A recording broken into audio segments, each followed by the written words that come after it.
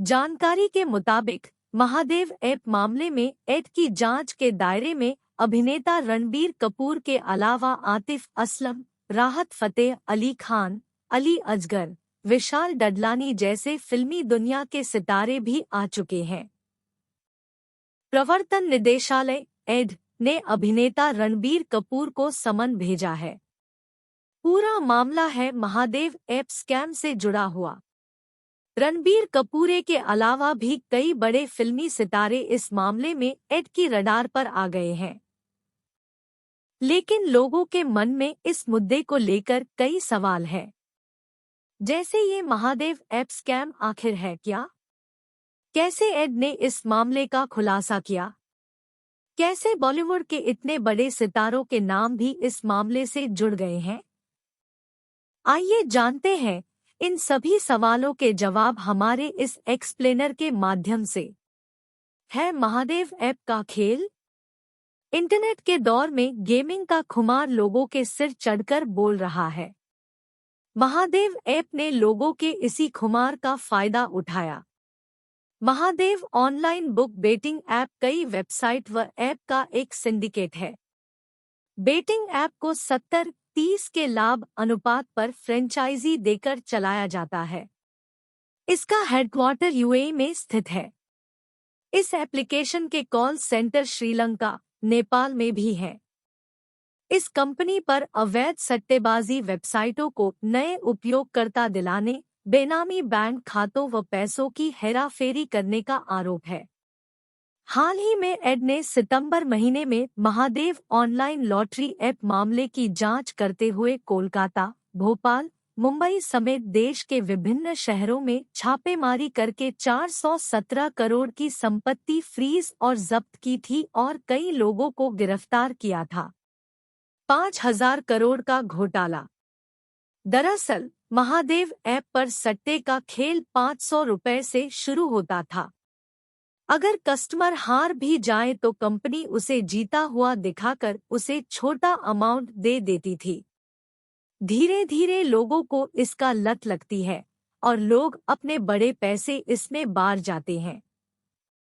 Report के मुताबिक इस ऐप के छत्तीसगढ़ समेत अन्य राज्यों में 30 सेंटर थे। बीते एक साल में इस ऐप पर करीब 10 लाख लोगों ने सट्टा लगाया। बीते एक साल में ऐप के जरिए 5,000 करोड़ रुपए का लेन देन किया गया है। इस रकम की लेन देन के लिए गरीब लोगों के बैंक अकाउंट का भी इस्तेमाल हुआ। हवाला के जरिए मनी लॉन्ड्रिंग की गई। कंपनी की कमाई का अंदाजा इसी बात से लगाया जा सकता है कि ऐप की मदद से हर रोज करीब 200 करोड़ रुपए की कमाई की जा रही थी। ये स्टार्स भी रडार में।